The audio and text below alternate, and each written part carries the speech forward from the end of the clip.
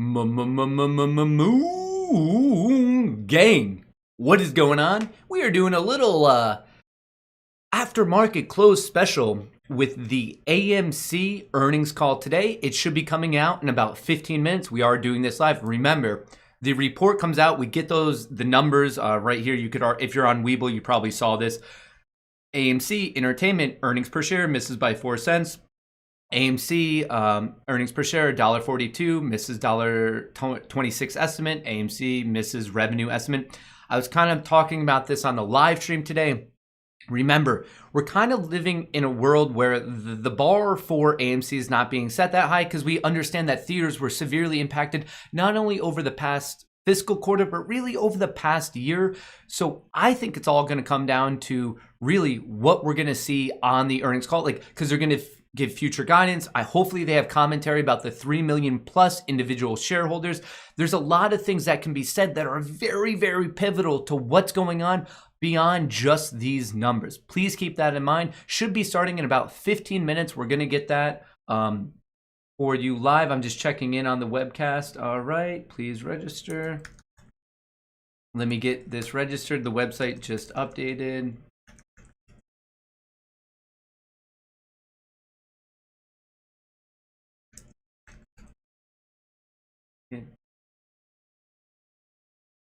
All right, I am ticker AMC. I am in on the earnings call. So when this happens, that was actually my biggest worry, is not getting in on this because I'm sure there's a lot of people listening. So when this all starts up, I will start like piping the audio into this whole live stream so we can all listen together. As of now, AMC trading at exactly $9. Very, very interested in to see how this all plays out as of now. All right, here we go. We can see the level 2 setting up. Here's some of the information that just came out in the past 45 minutes as it relates to AMC. Actually, I do want to see this one.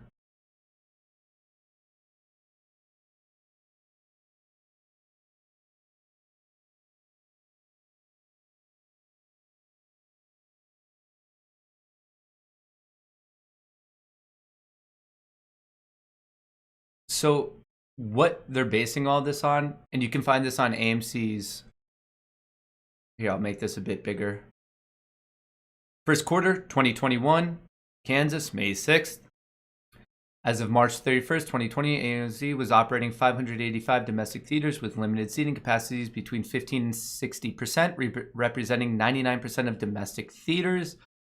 All right. Here's all the information. Once again, you can find this on AMC's website under investor relations. This is how we already have those reports. This is very, very common for earnings calls to release the information, and then they kind of go over this at the start of the call. Then they offer some commentary, and sometimes then they take questions from like analysts at the end. Forward-looking statement. All right.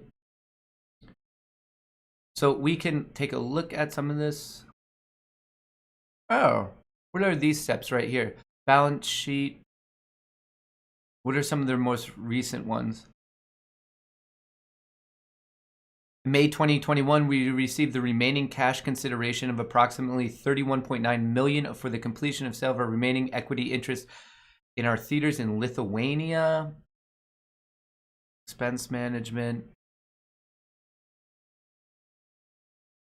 In April 2021, launched an at-the-money equity program to sell up to 43 million shares of Class A common stock, selling approximately 15.5 million shares and raising $153 million as of May 5th before commissions and fees. That brings the total at-the-money equity raised from 2020 to 2021 to $1 billion before commissions and fees. So right here, this is very, very important. This webcast is getting crazy. The music they're playing. This is pretty important. Approximately 153. So thus far, out of those 43, they sold just under half, 15.5 million, actually just over a third. And that's as of May 5th, as of yesterday. So when people are talking about dilution and them selling, well, yeah, right there, 15.5 million shares did get dumped as of May 5th. This is kind of in April 2021. So from April to May 5th, They did sell 15.5 million shares. That is kind of important in terms of really like some of the selling pressure we've seen. 15.5 million right there. That did give them an extra 153 million though. Call is starting now. I am on the call. I'm listening to it.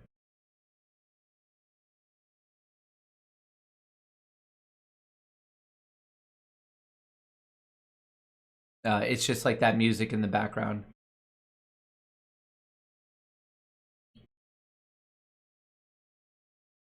Unless I'm missing something, I think I'm good to go.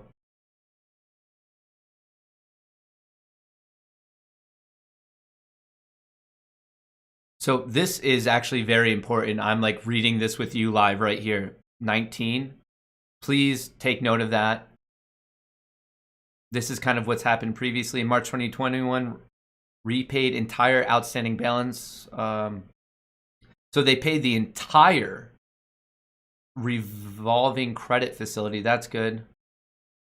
Okay, so I would say 19 is kind of the key takeaway here. And this is just naturally older October 2020, 2020.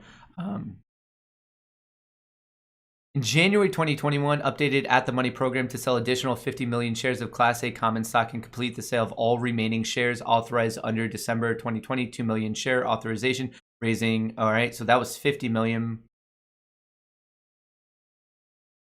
All right, wholly owned international, all right. Okay, yeah, I would say 19 is the key one. This is on page 3 if you're trying to read it yourself in terms of their balance sheet.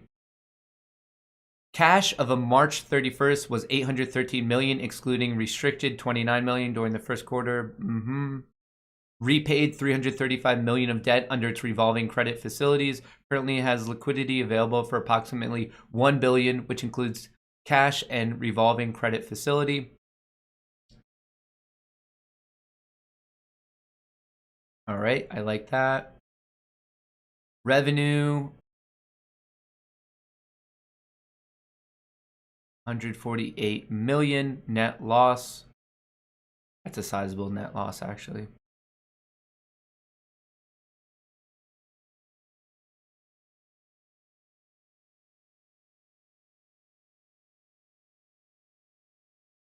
As we look ahead to the remainder of 2021 and beyond, AMC remains focused on continued bold actions and executing our strategies both operationally and financially as we work to recover from the impact of Rona. I just hope we get some like bombshell discussions about what they think of all the individual shareholders, their commentary. Ooh, right here. Where does this actually start? And a vocal, enthusiastic, avid new shareholder base comprised mostly of some 3 million individual stock holders.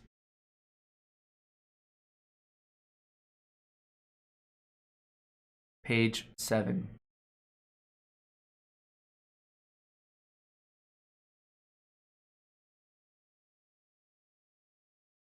Total revenue 148. Operating costs 576. Operating loss.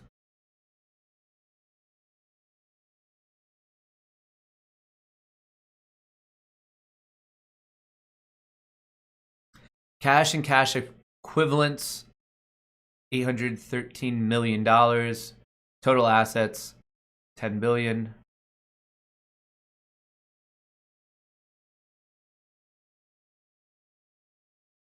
So their assets actually have increased and their cash has definitely increased, but that makes sense because they also just sold 15 point whatever million shares. Net loss, it was a net loss, fully expected. Way better than how it was looking in 2020. Drastic improvement.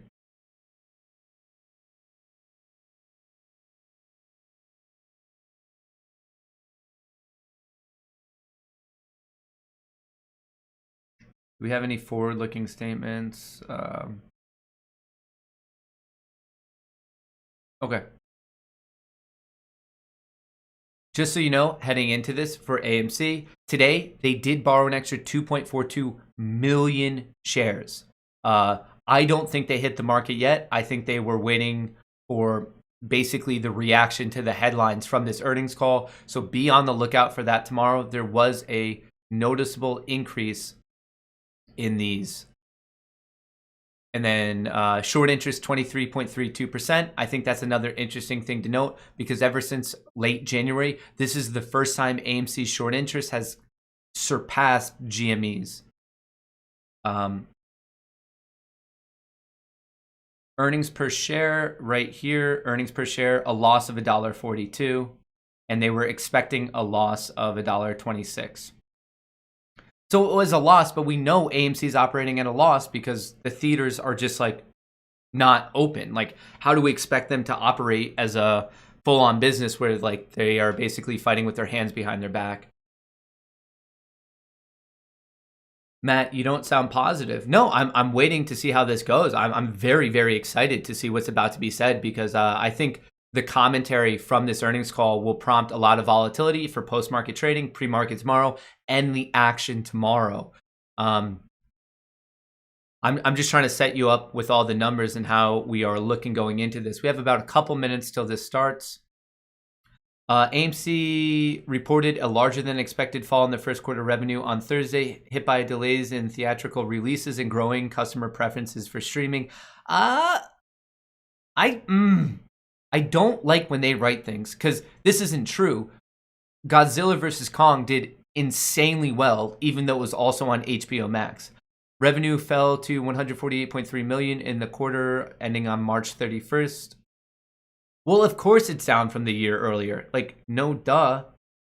Analysts expected 153 according to this, so they were off by $5 million. But no one is expecting over the past fiscal quarter of the past year a movie chain to do like exceedingly well when people aren't allowed to go to the theaters. I don't think it's like that crazy of a thing. Not really much going on in the crypto markets.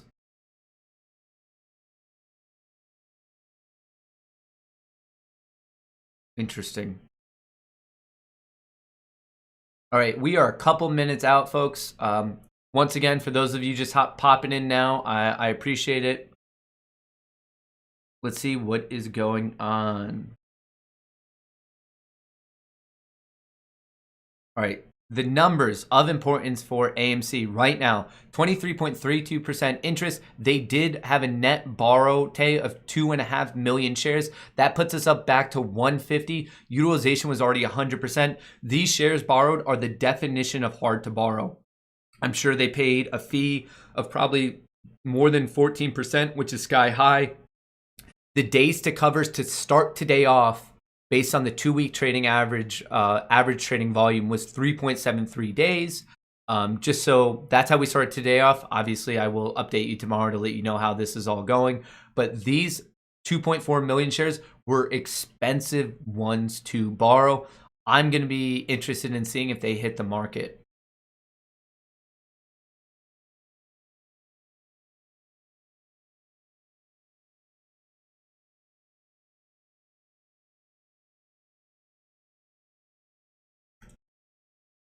All right, AMC on the daily. Just so you know, today's volume was 38 million and the average volume is also 38 million. The daily volume for AMC is in line with its average 10-day volume. Let's throw this up. Let's throw this up.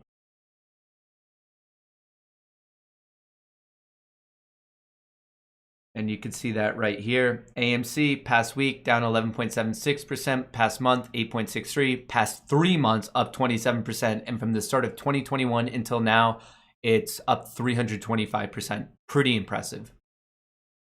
And here's the volume. Volume today, 38.8 million, actually surpassing the average volume over the past 10 days. And for those of you who are curious, AMC is a $4 billion company. That's their market cap. Basically, the amount of shares multiplied by the cost per share. All right, we are very close to starting.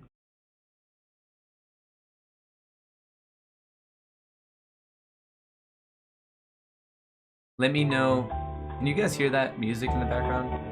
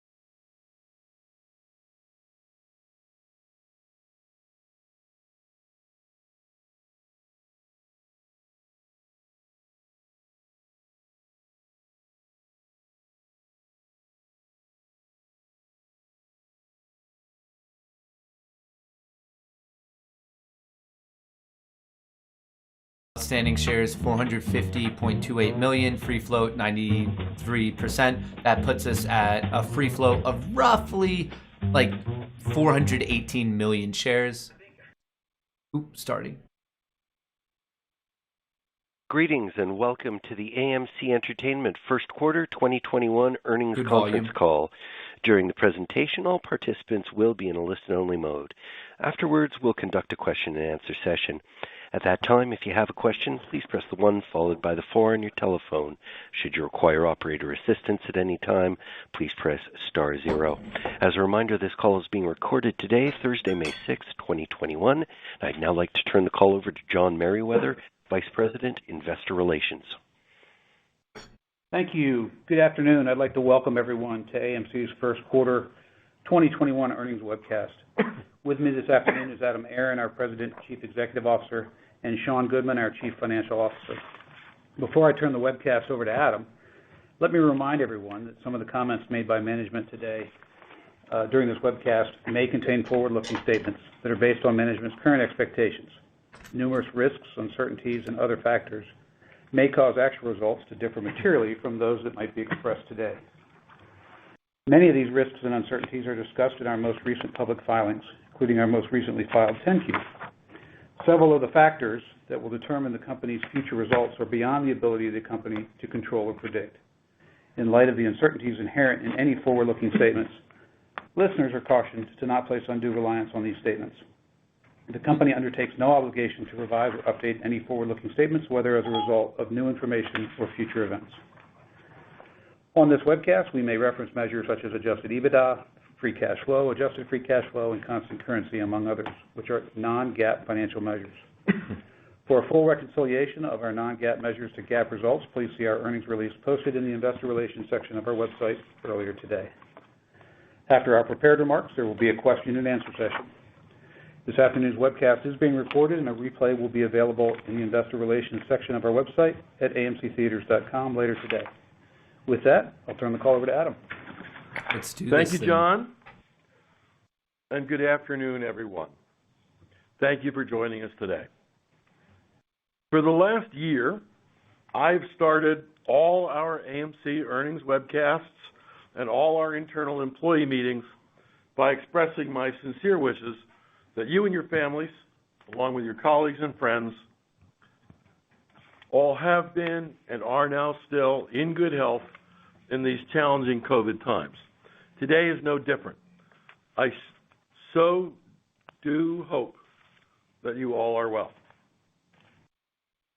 But with 250 million vaccination doses already in the arm in the United States and more than 1.2 billion doses of the vaccine having been administered globally, and given that millions of more vaccine injections are taking place every single day, both at home and abroad, this just may be the last time, or close to the last time, that we feel the need to do a preamble on these calls about your health. Isn't that a glorious thing to contemplate?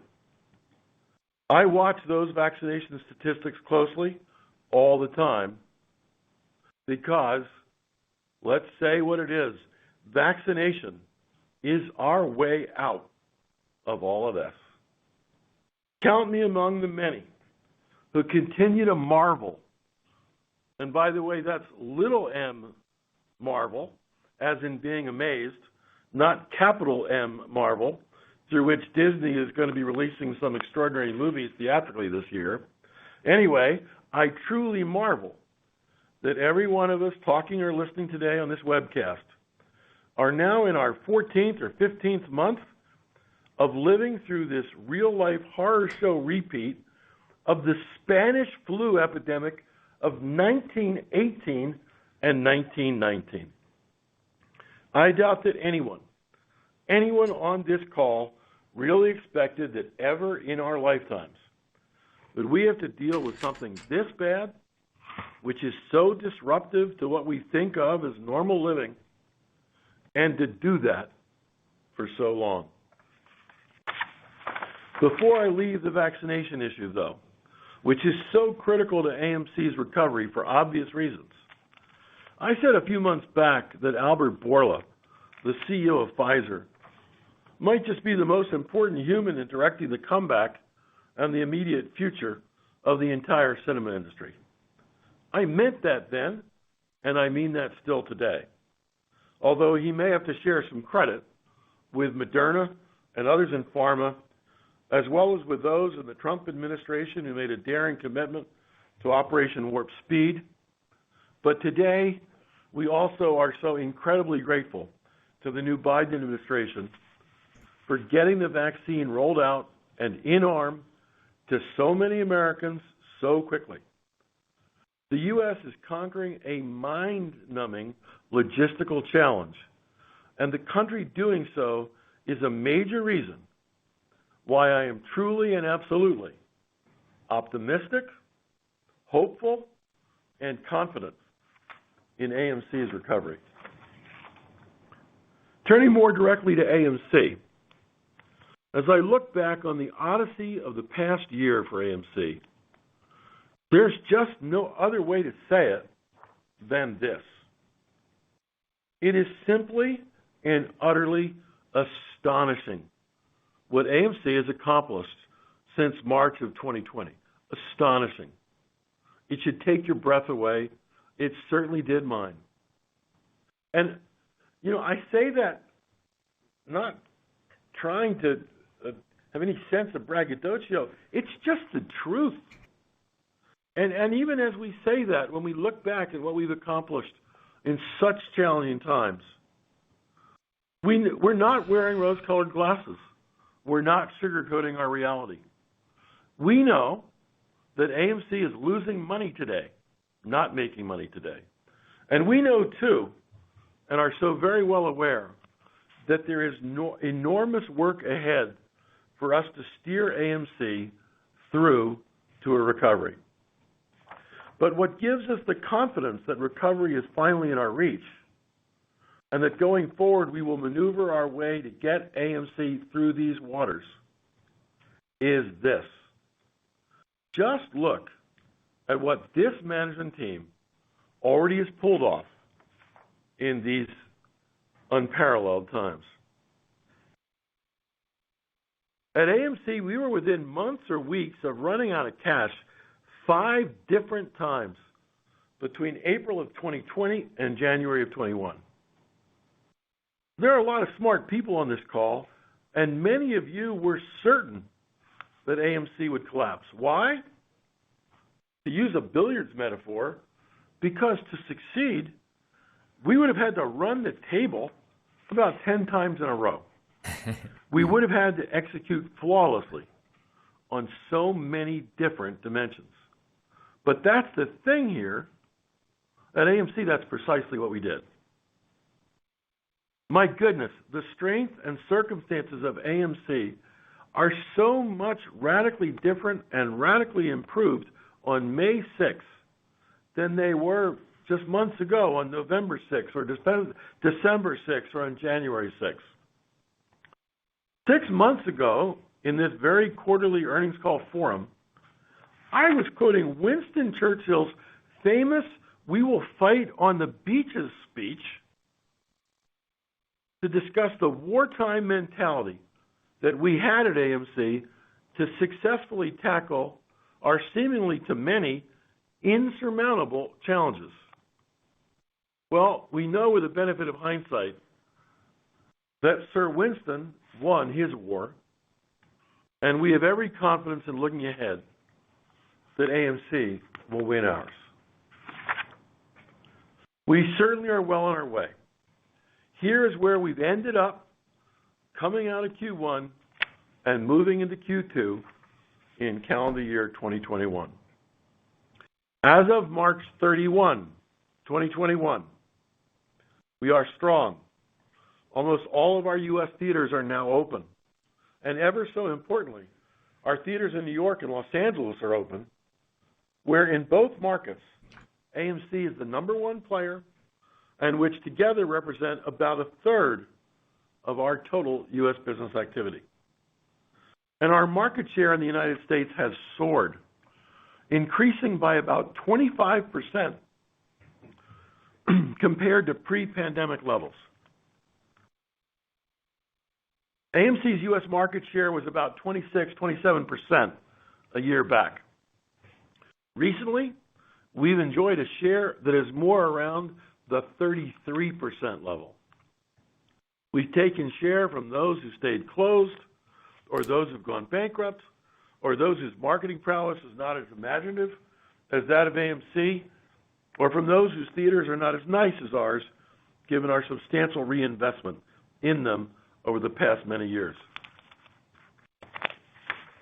And even as others finally reopen, we believe we will permanently keep some, not all, but some of that increased market share that we've been capturing of late, now that more and more people are discovering and experiencing AMC for themselves firsthand. Our Middle Eastern theaters, too, are all open. Our theaters in Spain and Portugal are open, and much more of our European estate, most notably in the United Kingdom, comes back up in a big way just 2 weeks from now. And crucially, big new titles are starting to come out too, as you know, and people are coming to our theaters again. Our business for the opening of Godzilla vs. Kong was 5 times that of the average first quarter attendance. The Mortal Kombat Demon Slayer weekend 2 weeks ago was our biggest attended weekend at AMC since March of 2020, 13 months ago. Watch TV now, as I did last night. You'll see trailer after trailer before your eyes, starting to create the hype for all the big movies being released to theaters in May, June, July, and beyond.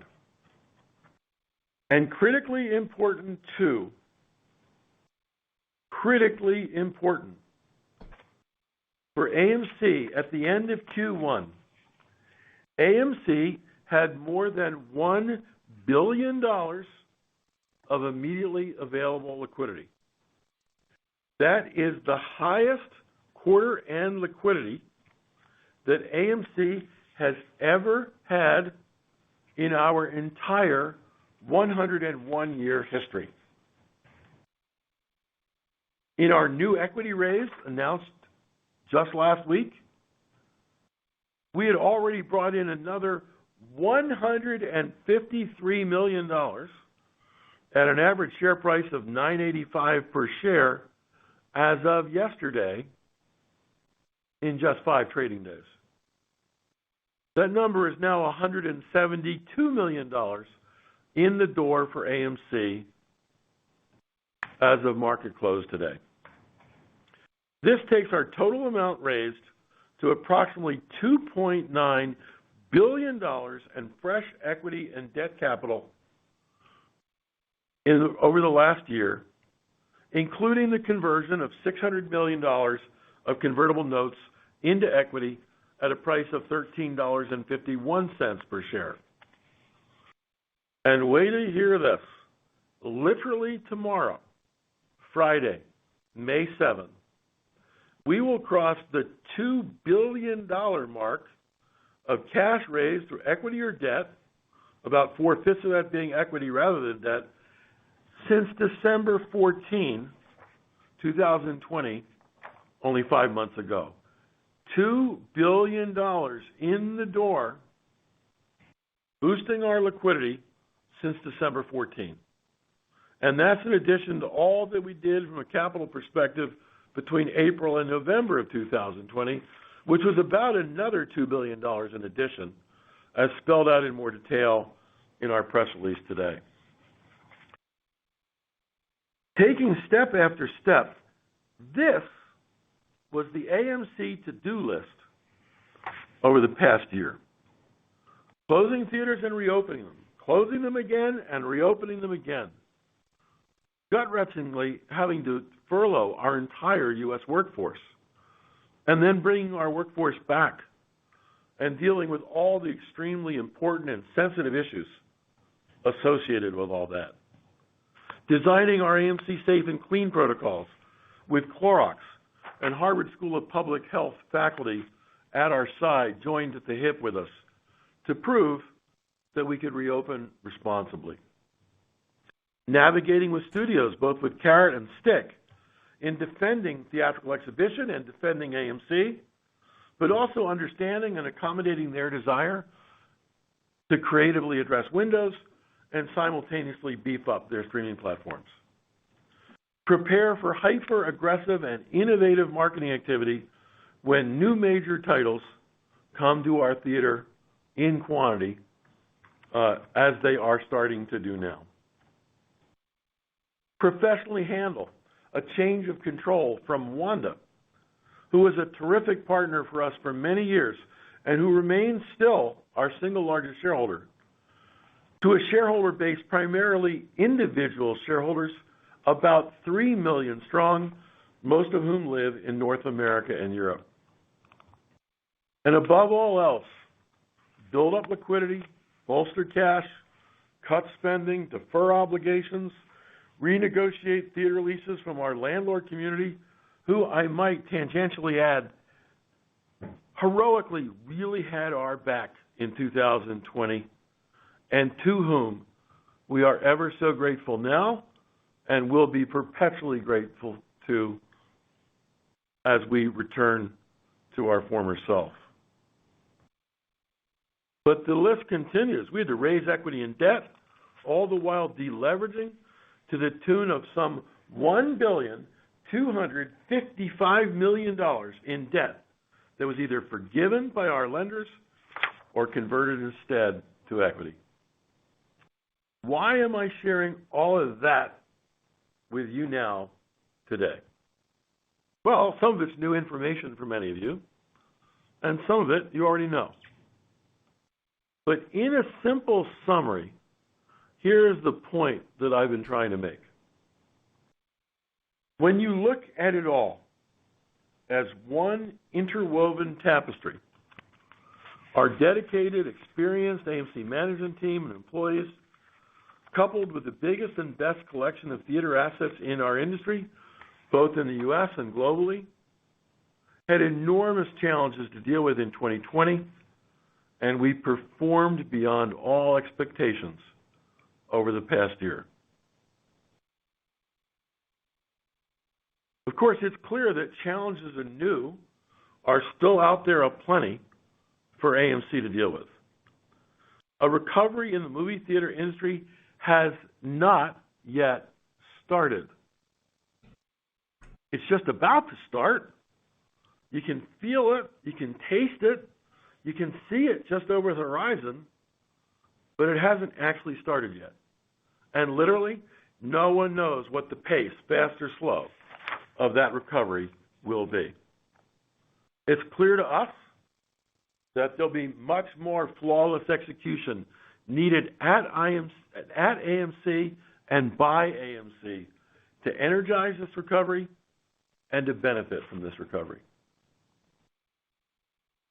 But think about all of this.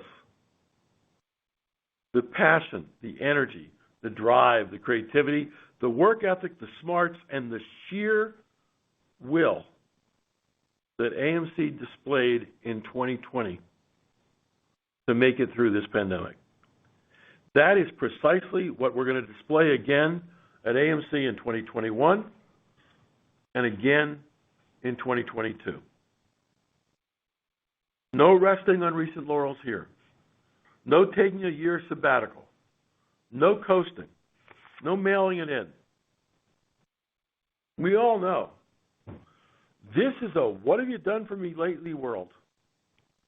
And we will give it our all to make people as impressed with AMC's accomplishments this year in 2021 and next year in 2022 as they were with the strides AMC made in 2020.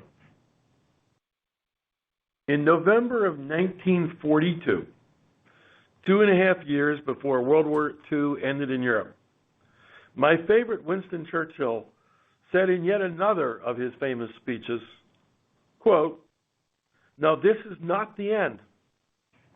It's not even the beginning of the end, but it is perhaps the end of the beginning."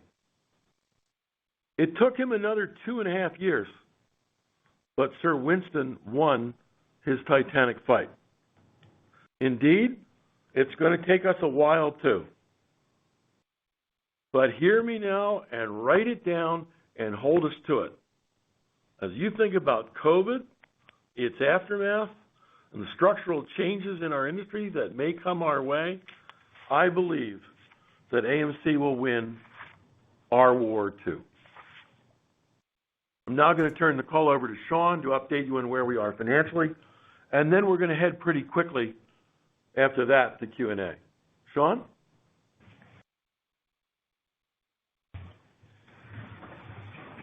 Thanks, Adam, and thank you to everyone for joining us this afternoon. And I also do hope that you and your families have been keeping safe and well during this time. The COVID-19 crisis has continued to severely impact our business during the first quarter. We ended the quarter with nearly 99% of our U.S. circuit open, but we also contended with a combination of significant capacity limitations, reduced operating hours of our own accord to decrease costs, the sizable number of our theaters that were closed for much of the quarter, the continued closure of the vast majority of our international theaters, and all of this combined with a limited number of new title releases. So not surprisingly, this all significantly impacted our attendance levels for the quarter. The very low attendance levels ultimately make this quarter's financial results of somewhat limited relevance. The data is, of course, for all to see in our press release, so I'm really not going to dig into it in much detail on this call. I'll focus my comments with you this afternoon instead on our prospects looking ahead. But before I do so, though, I do want to mention two first quarter statistics that are particularly encouraging. Compared to the first quarter of 2019, before the onset of COVID, our domestic average ticket prices were up more than 11%, and our domestic food and beverage revenue per patron in our very high-margin food and beverage business was up more than 45%. Clearly, guests returning to our theaters are eager to participate in the full theatrical experience, including enjoyment of our innovative and tasty concession offerings. The key performance indicators that drove these two improved metrics for the quarter benefited from a higher proportion of evening and weekend shows, strategic ticket and food and beverage pricing adjustments, the success of our very popular private theater rental program, and increased usage of our mobile AMC app for both ticket and food and beverage purchases. We used the time period of this pandemic to roll out mobile food and beverage ordering on our smartphone app at basically all of our U.S. AMC and AMC Classic theaters. Our industry-leading smartphone app now makes it ever so easy to conveniently order food and beverage items at the same time as purchasing tickets, with the food and beverage items fully prepared and waiting for our guests either to collect when they arrive at our theaters or delivered to their seats. Similarly, during the height of the pandemic, we dramatically upgraded our mobile IT platforms for our UK guests, the UK being our second largest country territory. Now, moving on from the quarter's results, let's talk more broadly about AMC's overall liquidity, financial position, and prospects ahead. In our press release issued earlier today, we provided a comprehensive list of the decisive actions that we took over the last 13 months to improve our liquidity position for success in 2021 and beyond. These actions included raising $2.95 billion of capital, which includes the conversion of $600 million of convertible debt to equity. That's a price of $13.51 per share. Securing more than $1.2 billion of creditor and landlord concessions, obtaining more than $150 million of assistance from European governments, and generating $80 million from non-strategic asset sales. So as of March 31st, we had $813 million of cash, $29 million of restricted cash, and approximately $212 million available under our revolving credit facility, given that we paid down our revolver balance during the first quarter. This gives us total liquidity on March 31st, 2021 of $1.025 billion. As Adam said earlier, this is the highest amount of quarter-end liquidity that AMC has ever had in our 101-year history. The monthly cash burn in Q1 came out at approximately $120 million per month. Note that this is after normalizing for the impact of capital in the quarter. Of course, it goes without saying that with all the debt and equity capital that we raised during the quarter, our cash position greatly increased during the quarter, not decreased. As previously announced, last week we launched an at-the-market or ATM program to issue up to 43 million shares to further enhance the financial strength and strategic flexibility of AMC during what continue to be challenging times. As of the close of the market today, in just 6 trading days, we'd sold approximately 17.5 million shares for gross proceeds of approximately $172 million at an average price of $9.77 per share.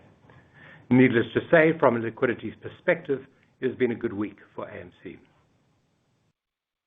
At the end of the first quarter, we had deferred rent obligations of approximately $470 million. This is up from $450 million at the end of Q4 2020. Repayment terms continue to be an average of 27 months, and although a number of agreements have repayment periods that extend through the remaining lease term, which in some cases is well in excess of 10 years. A reminder that the rent expense shown on the face of the income statement represents our rent obligation for the quarter as opposed to cash rent paid. For the first quarter, actual cash rent paid was approximately $40 million less than what is shown on the face of the income statement. While future rent payments will continue to depend on ongoing discussions with our landlords, we anticipate that our quarterly cash rent payments during the remainder of 2021 will be meaningfully higher than Q1's levels.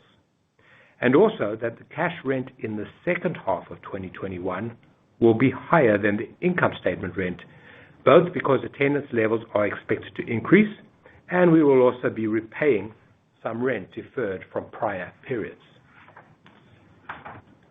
Shifting to capital expenditures, as previously stated, we have continued to limit capital expenditures to minimum maintenance levels, really eliminating all but essential and previously committed CapEx. During the first quarter, our CapEx spend was only $8.2 million net of landlord contributions. This is $67.4 million lower than the same quarter a year ago. As a reminder, net CapEx for the whole of 2021 is expected to be approximately $100 million. And going forward, our CapEx will ratchet up or down based on the speed of our recovery, and we expect 2022 CapEx to be between $100 and $150 million. These numbers are orders of magnitude lower than the AFC CapEx programs of 2, 3, and 4 years ago. Overall, we're in a solid financial position to continue to withstand COVID-related disruptions to our business and to capitalize on the expected return to more normal attendance levels later in the year. At the same time, we believe that it is important to continue to take strategic actions to further strengthen our balance sheet and enhance our liquidity profile so as to optimally position ourselves for long-term sustainable success in the post-COVID world. With that, I'll now pass the call back over to Adam. Thank you, Sean. 2 very quick points, but important points, before we open it up to your questions. First, on AMC's continuing liquidity. Let's assume that our current 43 million share at the market equity raise continues to go well. Let's also assume that the domestic box office, as a proxy for the industry's overall health, has some semblance of a recovery starting in the second half of 2021. How do we define some semblance of recovery? A domestic box office, meaning the box office for the U.S. and Canada, hitting $5 billion or more in 2021, and a domestic box office of $8 billion or more in 2022. How reasonable is an $8 billion placeholder for 2022? We all have our opinions, some more informed than others, but literally no one knows for sure. After all, 2020 was a disaster, and there are a myriad of predictions as to how quickly a recovery in movie theater ticket sales will occur. Still, reflect on this. Absent a global pandemic, the domestic box office has exceeded $8 billion every year between 2001 and 2019, 19 years in a row. It has exceeded $9 billion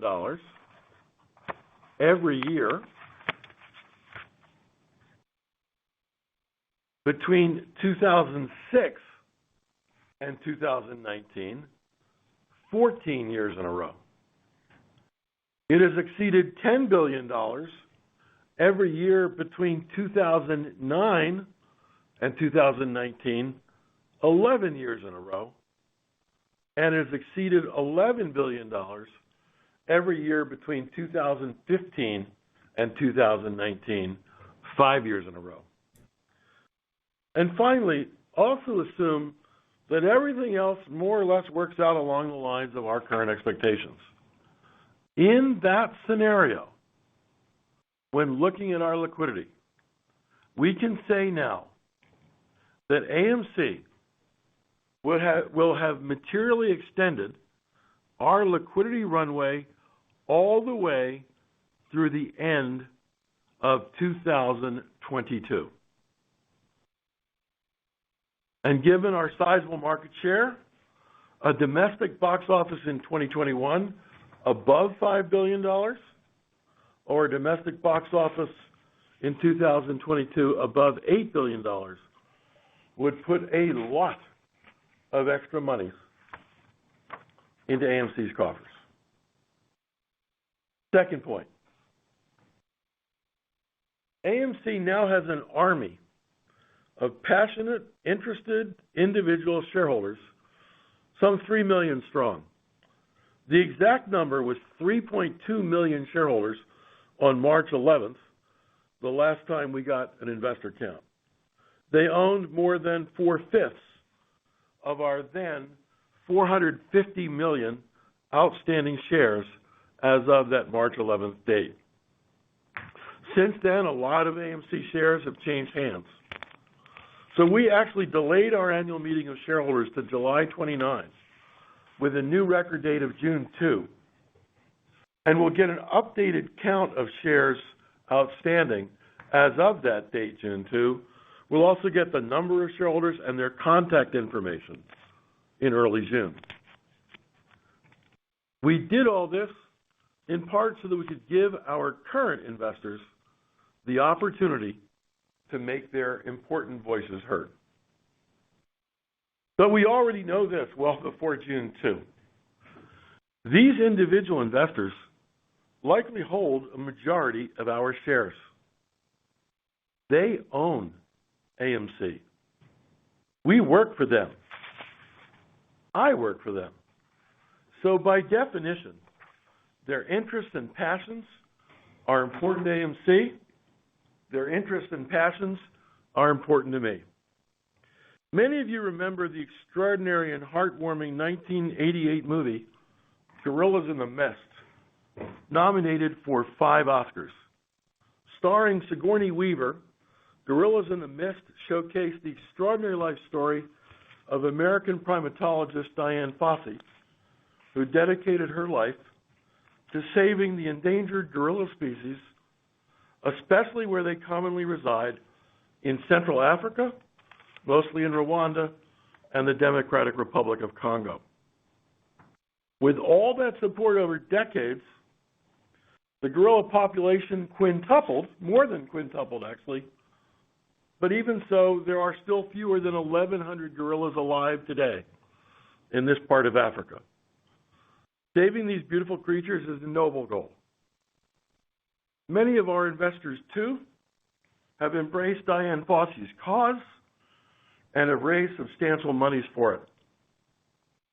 Each year, AMC raises third-party money from our suppliers and others, such that our off-balance sheet charitable foundation, AMC Cares, can provide financial support to worthy causes.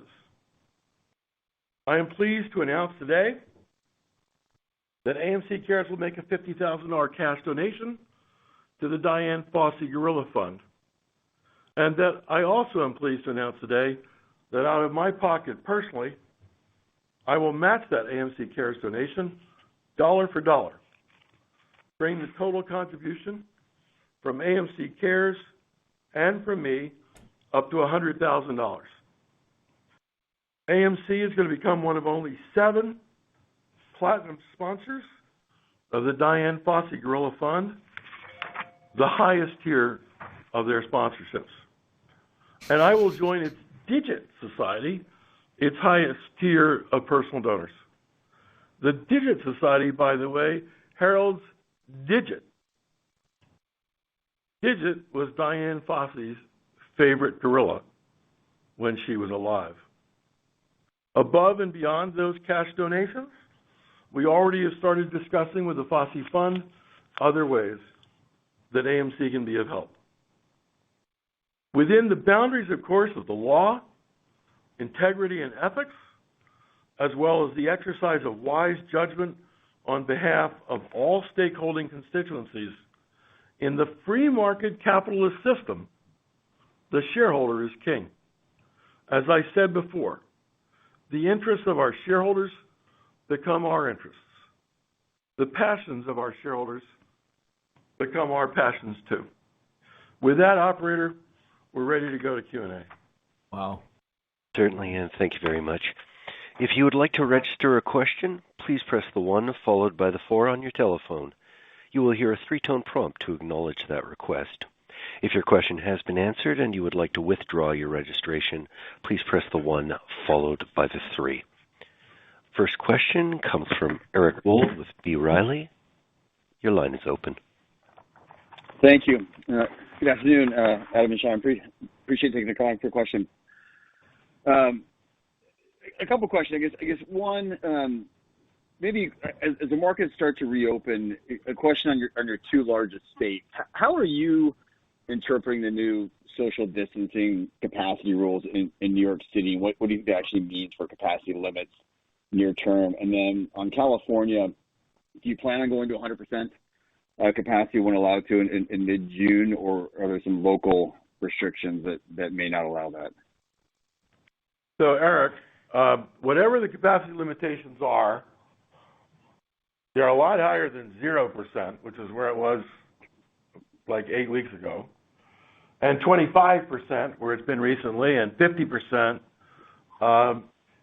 In New York especially, the capacity, we expect that the capacity limit will be removed, but the enforcement of a 6-foot social distancing rule will continue to be enforced by governmental authorities, which of course we will respect. And we've already made the decision, as some of you know, to continue a mandatory mask policy deep into the summer at the very least, maybe beyond that, as we learn more about not the pace of our recovery, but the pace of the nation's recovery from the spread of the COVID-19 vaccine. So I think clearly capacity limitations are going up. That's true in New York. That's true in LA. We intend to be very cautious. I am immensely proud of how much effort AMC put into AMC Safe and Clean. We opened our theaters back in August, and we still have not heard of one documented case of COVID-19 being transmitted guest to guest at our theaters. That's so, and that's such a tribute to our people at our theaters who work so hard to operate their theaters cleanly, operate their theaters responsibly, operate their theaters safely. With this commitment to safety at extraordinary expense, I might add, that AMC has shown since last August, protocols that we started working on last May. We're not about to blow it now by taking unnecessary risks. So we'll follow the science very carefully. We're listening to our Harvard faculty very carefully. It's interesting that the people we've been working with at the School of Public Health were so far ahead of the rest of the country that airborne transmission was the real thing to worry about here rather than fomite touch. And you'll recall back last spring, the whole world was worrying about what you touched. And in fact, we were out buying thousands of MERV 13 air filters for our HVAC systems because we were way out front that in addition to cleaning and sanitizing and wipes and gels and masks and social distancing, boy, we needed high-tech solutions too to make sure that the transmission of the virus through the air was greatly minimized at AMC. So, looking ahead, I'm sure the capacity limits are going to rise all across the country. We all know what President Biden has said. 4th of July is going to be a great weekend in the United States, he says. We know that there were 250 million injections in arm in the United States 48 hours ago. And there are more than that today. And there'll be a lot more than that by the end of May and by the end of June. And all this bodes well for taking capacity levels up. But we're only going to do it safely. We think our associates deserve it and our customers deserve it. The other thing to remember, in our case, we have the opportunity to be so forgiving on capacity limitations because, as you've heard me say before, we sell more movie tickets than anybody in the world, and we only sold 17% of our available seats in 2019. We have so many showtimes where these capacity limitations don't cost us a thing. So that's how I'd answer your question. We're upbeat.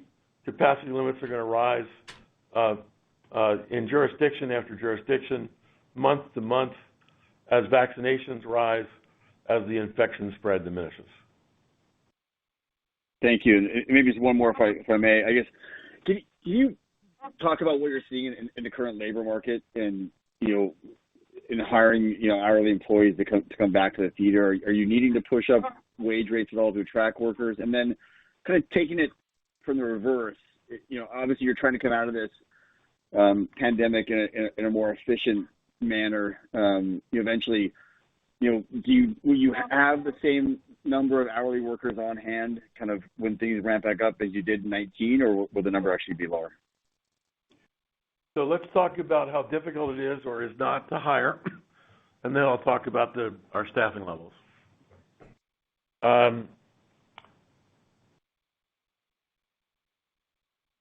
In the next several weeks,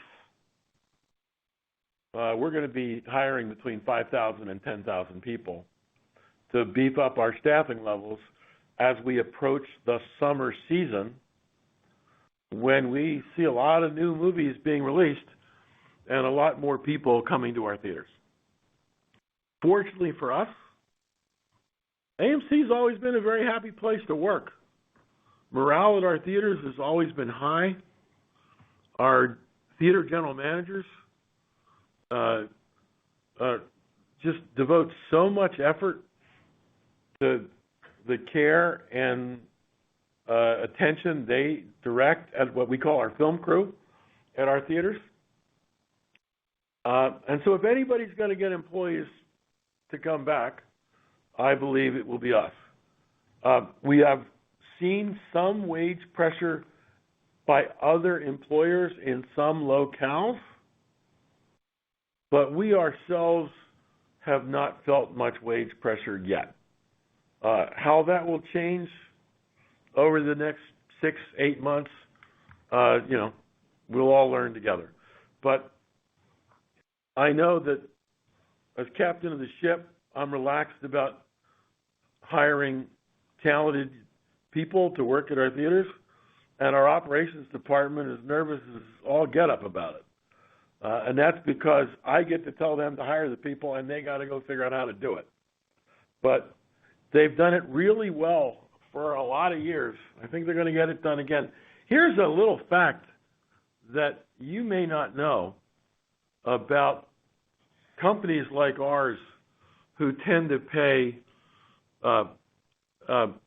starting job wages, not necessarily minimum wage, some cases minimum wage, other times higher than minimum wage, but still these are first jobs for a lot of young people in the country. The turnover in that workforce, what I might call the starting wage workforce, is like I don't mean just for AMC, I'm talking about across the country. It turns over every 4 to 6 months. And while our theater managers might stay with us for 30 years, and while our supervisors might stay with us for 20 years, and our hourly managers might stay with us for 20 years, a lot of our film crew, cashiers, ticket takers, popcorn poppers, they're with us for 6 fun months. They had a great work experience, and they move on.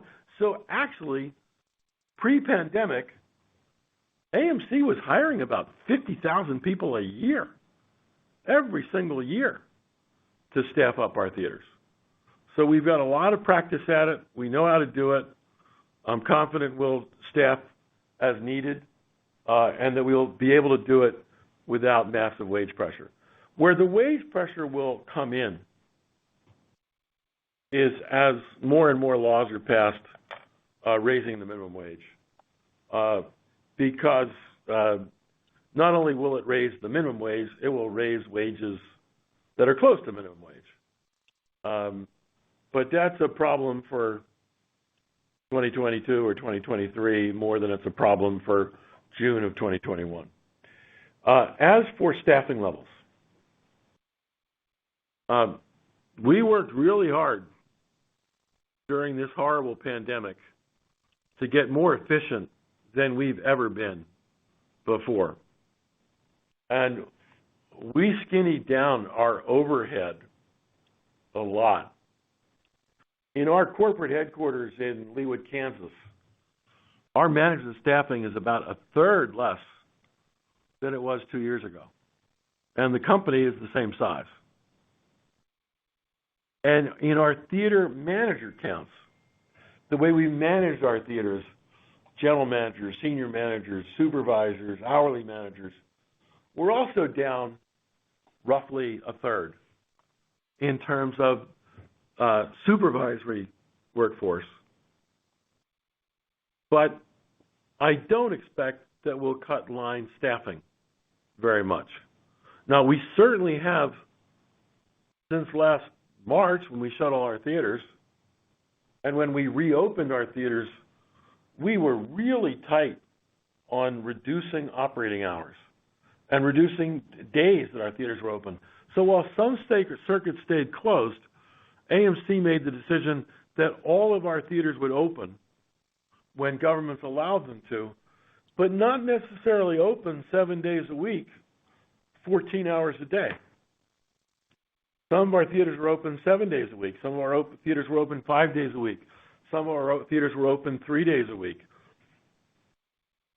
For months and months, even though we were open, we only had 1 or 2 showtimes a day at our theaters, when historically we would have had 4 or 5 showtimes a day. So we were able to ratchet down staffing levels commensurate with the much lower demand levels and much lower attendance levels that we are experiencing heretofore. But we do expect that that's about to change. Big new movies are coming out. Thank you, Universal, for F9. Thank you, Disney, for Black Widow. Thank you, Warner, for the movies they're bringing to our theaters. And to Paramount and Sony and Lionsgate and all the studios we work with. A lot of new movies are coming. The number of guests coming to our theaters should geometrically increase, and we will have to raise our staffing levels to serve them well. But of course, as we raise our costs, we're also raising our revenues, because those people will be paying customers. I especially like, speaking of paying customers, just look at the food and beverage revenue per patron that we put on the board in the first quarter. The numbers continue to be historically high. Our food and beverage business is a high-margin business. And these people, having been deprived of their AMC Perfectly popcorn, accompanied by a nice 54-ounce cup of Coca-Cola, they're heading to the concession stands, and they are getting the whole AMC experience. And so we do need to make sure that we staff up so that we can let them buy these food and beverage items from us with the high margins they bring in. Perfect. Very helpful. Thank you, Adam. Thank you, Eric. And our next question comes from Megan Durkin with Credit Suisse. Your line is open. Hi, guys. Adam, I wanted to ask about the new shareholder base quickly. So how do you see this going? I mean, if management thinks that increasing the share authorization is the best move for the company, but the new shareholders don't, then what is the way forward from there? And then for Sean, a quick one. Are you still expecting to cross over and turn cash flow positive in 4Q21? That's it for me. Thank you, Megan. I'll take the first one. If management thinks something and the owners of our business think something else, in the free market system, guess who wins? Guess who always wins? The owners of the business, because the managements work for the owners. Now, we can try to explain and we can try to persuade, And we can also listen, and we can adjust our strategies. There are a lot of ways to skin a cat. And I'm quite optimistic about the new shareholder base of AMC. Just go on Twitter. Just go on Reddit. Just go on YouTube. Read what these people write. They love AMC. These are not people who are just going to be investors in AMC. These are going to be customers of AMC who come to our theaters and enjoy watching movies at our theaters as paying guests. So I love the idea that we have a passionate, committed, enthusiastic shareholder base. And I'm sure that as we work together, management and ownership, we'll come to the right answer. Look at what we've achieved, the whole point of my prepared remarks. Look at what we've achieved in the last year. We're going to achieve good things the next year and the year after that too. The only thing that'll be different, though, is before, when I wanted to talk to the company's ownership, I could fly to Beijing and I could sit down with 3 or 4 people and they had 75% of the votes. Or I could talk to some of you, analysts, who were in frequent contact with people who also had huge percentage votes of our company's shareholding base.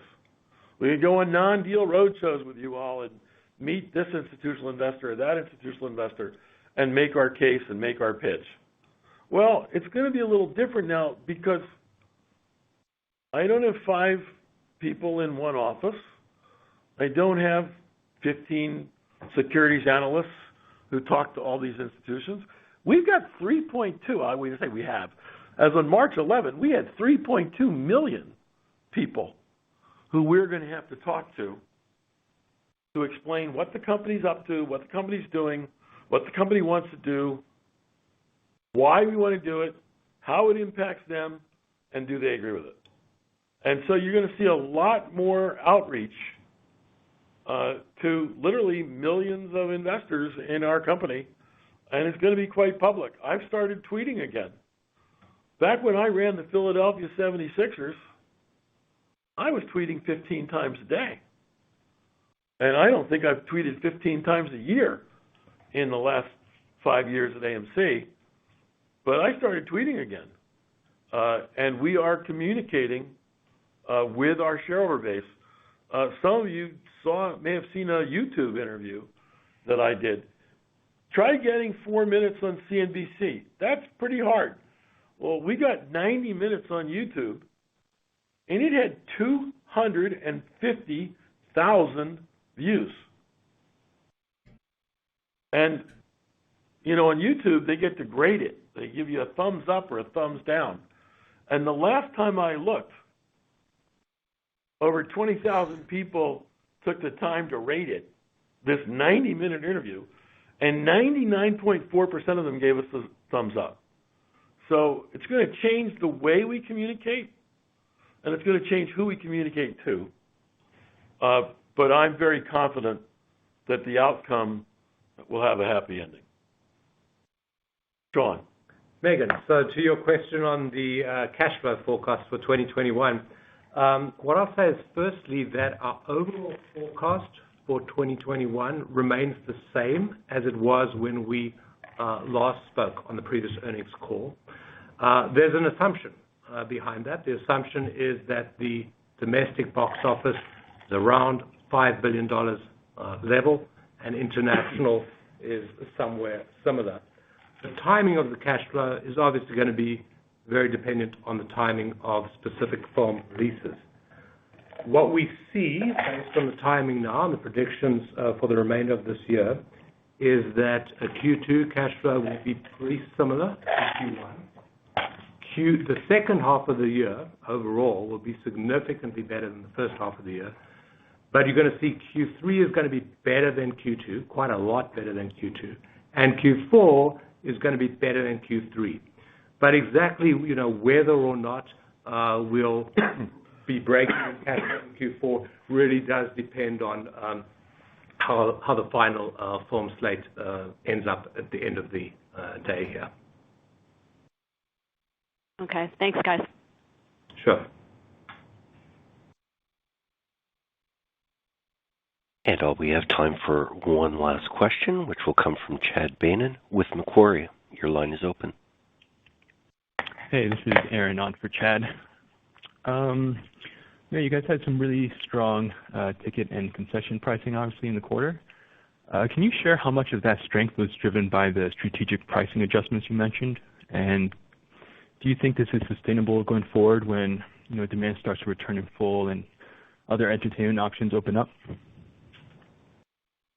So I'll let Sean give you the specific as to what part of this high food and beverage spend per patron was price rather than quantity.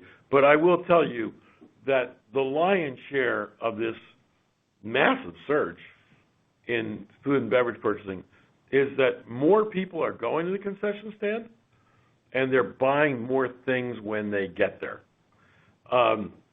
I remember being kind of astonished when I joined AMC 5 years ago that almost a third of our entire clientele went to a theater, watched the movie, and didn't get anything. Never bought any food and beverage items. And so one of the ways to increase, and of course, but our food and beverage revenues are divided by our total patron count. So that which is being bought by the people who buy is being blended with the nothing that was bought by a third of our clientele. Well, people have been so deprived of something that they love. People love going to the movies. All the talk about streaming that we hear, people love going to theaters. It happened 1 billion times in the United States in 2019. And what we're seeing now is having been deprived of enjoying movies on the big screen and going back to theaters, people want the whole enchilada. They want the whole thing. They want popcorn. They want a drink. They want candy. They want hot dogs. They want nachos. Everything that we have. And some of our more imaginative food and beverage items, they want those too. Flatbread pizzas, give me another. And so what we're seeing is more people are going to the concession stand, and then when they get there, they're, if in the old days they bought 2 items, today they're buying 3. So I think that trend is going to continue for quite some time. Because when you think of this recovery, this rolling recovery that we're imagining for our industry and for our company, that really starts kicking in Memorial Day weekend and runs in the second half of 2022, a lot of people are going to be coming back to the theaters for the first time again in a year when they show up in July or when they show up in August. Even though some people in our theaters will have been coming every month since February or March. And so I think there's going to be a lot of this splurging going on. And so I would expect that we would see elevated food and beverage spending levels for quite some time. Will it be at this high level? And will it stay at this high level forever? We're all going to find out together. No one's got a perfect crystal ball to understand what the future will bring. But we're pretty optimistic that at least as the recovery begins, food and beverage spending will be higher than what we've seen in more routine times. As for pricing, Sean? Yeah, no, Adam explained the drivers of the food and beverage statistics very well there. As to pricing, that was the least significant impact. The much more significant impacts were, as Adam said, the units that people were buying in each transaction and the number of guests going to the concession and actually buying products as well. So the price adjustment was very, very small in the total drivers there, less than 10% of the total increase. Okay, ladies Thank you. and gentlemen, we thank you all for joining us today. It's been a wild ride, and that wild ride is going to continue. But we are very much hopeful that recovery is right around the corner. Thank you for being with us today. And all that does conclude the conference call for today. We thank you very much for your participation, and ask that you please disconnect.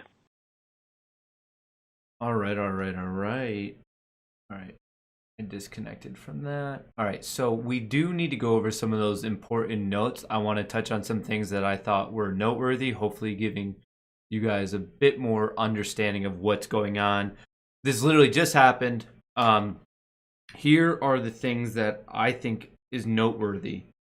So the rate at which people are getting vaccines, obviously a clear benefit for the company. Oh, well, hang on. Let me start this off by overall, a lot of bullish statements, a lot of nods to us as a community, a lot of things going on, but it was not perfectly bullish. There are some things that they said, and they weren't hiding it, they just said it, that you need to know about, because a lot of us are wondering, like, that's a classic question of, like, when's this squeeze happening? So I think some of the information that especially the guy with the accent was talking about, like, will help you understand what's going on in AMC stock. So overall, very bullish, but there are some numbers we need to dive into. Some of the most bullish things I thought were, well, I thought it was interesting. A third of the AMC theaters, New York, California, opening up. That's good. They specifically mentioned Disney with Black Widow, and then also Fast 9 coming out soon. So it looks like there's a strong summer slate. They said that there'll be a massive jump in Q3, fiscal quarter Q3, compared to Q2. We're in Q2 now, as in they think this one will be okay, and then massive jump in Q3, and then Q4 will be better than Q3. So look for the second half of the year as a business for AMC to do much better than relative to the first half of the year. We already knew about the amazing success of Godzilla vs. Kong did well. It was their biggest weekend with the Mortal Kombat weekend, that release, than in the past 13 months. So it is on the up and up. So it's doing better, but remember, next quarter will do way better than the current quarter we are in right now. A lot of strong verbiage, is hopeful. They're going to be hyper aggressive with their marketing. The recovery, they said it's not started yet. We're literally starting it now. So it's on this. They are expecting clear, massive jumps in Q3 relative to Q2. Like, I need to drive that home. But in terms of the numbers, a big question of why AMC has not been going anywhere over the past week, we finally got our answer. It's right here. You could look at this. They filed this. In April 2020, launched an at-the-money equity program to sell up to 43 million shares of Class A common stock, selling approximately 15.5 million shares and raising $153 million as of May 5th. Before commissions and fees. This is very recent, and that was as of May 5th. After today, if you're questioning why AMC dropped today, they sold an extra 2 million or 1.5 million shares. It's not the biggest dilution, but they did sell. Out of that 43 million, 17 million shares has been sold to the market at an average cost of $9.77 per share. So that helped them raise an additional $172 million. If you do the math on that, that means that they have 26 more million shares to do to offer to the market. At this rate, that'll take a week or two. Typically, when there's an announcement that the at-the-market offering is done, usually we're like, typically just anecdotally, when I've heard that at-the-market offerings are fully complete, as in when we're done with this additional 26 million, usually there's like a bullish reaction to it because you know you're not being weighted down by those new shares. But they also did comment about how their liquidity is up to $1 billion. It's the most it's ever been in AMC's history of 101 years, which is crazy. For the remainder of the year, they are looking for a box office of $5 billion. And in 2022, they're looking for $8 billion for the year in the box office. They threw some stats at us. It seems like a very, very achievable goal, especially in 2022. And honestly, at the rate that especially the U.S. is reopening, I wouldn't be surprised if they hit that 5 billion goal in 2021. So those are the two goals for 2021, 2022, 5 billion to 8 billion. We do have to wait for this offering to end. They have 26 more million shares to go on that. They have enough runway as a company to last till the end of 2022 right now. That's how much money they have. So for anyone that's talking about AMC being worthless, going to zero, no, they literally have a year and a half worth of money if they need to use it. And I guess there could be a consideration of that they're not going to use those extra 26 million at the market offering. But they said on multiple times that one of their biggest concerns is like raising more liquidity. The fact that they said that multiple times, it tells me that they're gonna do it. Maybe I'm wrong. So they are doing that. Technically in the past quarter they did miss, but like it was just right here. They were expecting a loss of $1.26 per share. They actually had a loss of $1.42. But as the guy with the accent said, it was limited relevance. The past quarter they don't really care about just because their attendance was so hampered. But what I thought was so interesting about that guy's question about how are they going to handle like the new like Rona precautions and everything, their attendance on general is 17%, as in 17% capacity across like all theaters, all showtimes. Like that's a giant average. Maybe not the best way to do like the stats on it, but with it on average that low, it shouldn't be that difficult for them to really set those things up. Those are the main, they're looking to hire about 5,000 to 10,000 people in the like next couple weeks, next couple months. So as a company, they're clearly gearing up to go back into the normal swing of things. Lot of like references to bullish quotes, just like they said they were going to be hyper aggressive. The recovery hasn't started yet. We will fight on the beaches. Lots of references to Churchill. So definitely like in that mindset of being aggressive. I thought it was a cool nod to us, the donation in total of 100,000 shares or $100,000 to the Diane Fossey Foundation for Gorillas. That's awesome. I thought that was a nice nod to us. I also like how they said they own AMC. We work for them. That acknowledgement of all of us, everyone watching right here, the little part that we all play helping this company, helping the stock. I thought that acknowledgement was really cool. Apparently, they're absolutely killing it on food, beverage, concessions. Like the buying amount per consumer from 2019 to now, the most recent quarter, up 11%. That is a sizable amount of people like an extra amount of concessions. And we're not even comparing to like what happened in 2020. So what people were buying first quarter of 2019 to the first quarter of 2021, an 11% increase in concessions. Lots of liquidity. Overall, very, very bullish, but they do need to complete that at the market offering. So just to give you the full information of what's going on, I would say they raised a ton of money, $2 billion from December 14th until now. That's a crazy amount, $1 billion in liquidity, very, very long runway. They talked about Wanda a little bit. That's kind of the wrap up. Those are all my main notes. So I think with the expected uptick in Q3, it sounds like for those people who are antsy about what's going on and the date and the squeeze and everything like that, we might have to withstand all of Q2. They are predicting massive upswings in Q3 in attendance, in movies, in revenue. We know we have to get over this offering. That's important. So just with some of those numbers, we're being dragged down a little bit, but talk about light at the end of the tunnel. We are almost there. The light is very bright. It's shining right in our face. We just have to get through, like, we're at the end. We're almost there. We're so close. We can practically taste it. And I think if we just keep up this fight, we're there. Like, things are trending in our direction. We just really need to complete what we've started. That is my personal takeaway. You guys heard the earnings call. Like, I would be happy to know if you interpreted it the same way. Maybe you interpreted it completely different. But that's kind of like my overall takeaway from everything that we just heard.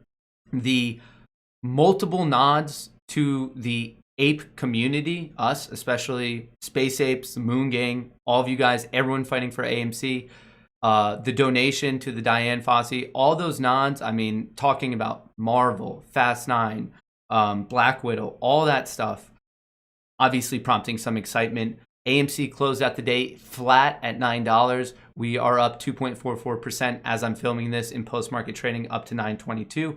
I am very, very interested to see how this all plays out tomorrow. Tomorrow, overall in the market, we have the unemployment rate, the jobs report. So there's going to be volatility in general. Specific to AMC, I'm expecting more volatility to see the market's reaction to what was said on this earnings call. So we got to sit back, see how this plays out. And remember, diamond handed, but I hope you enjoyed this. I'll see you in that live stream bright and early tomorrow morning, 9 a.m. We will be starting, and we're going to see how all this plays out with AMC. Wherever you are, I hope you have a good morning, good evening, good night. From me and Chair, best of luck in the markets.